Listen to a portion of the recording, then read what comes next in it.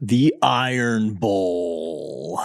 Auburn and Alabama. This one in Tuscaloosa. The Crimson Tide, a 22.5-point home favorite. 3:30 p.m. Eastern Time kick on CBS, as it seemingly always is every year.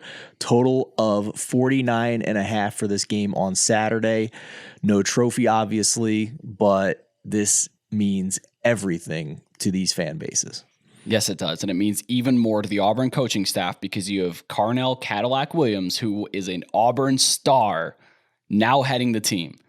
Brian Harsin doesn't know the Iron Bowl. Cadillac Williams knows the Iron Bowl. This team is going to be explosive and excited.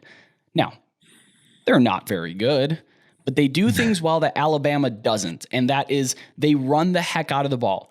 Over the past 3 games, they've rushed the ball 67% of plays. That is second most in the country behind the service academies. So if you take the service academies out, it's Minnesota, and then it's Auburn. All they do is run the ball.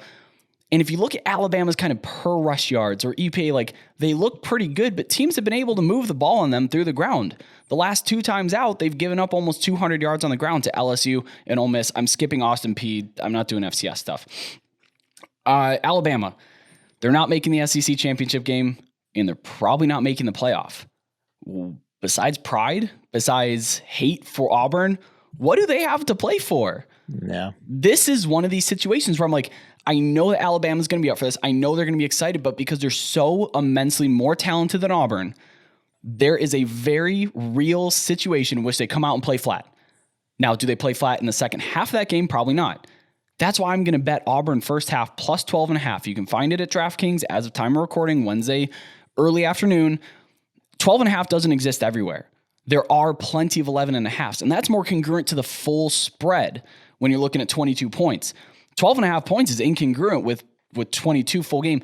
That tells me that this book just didn't move their line. So that's a good line for me. So if a book is moving their full game and not their halves, I'm absolutely taking that first half.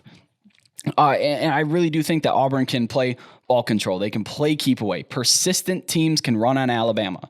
Auburn is a persistent team. They run the hell out of the ball. They have a head coach that is passionate about this rivalry. They have a head coach who maybe might be coaching for this full-time job in the offseason, depending on a few names. I know Kiffin and Primetime and all those.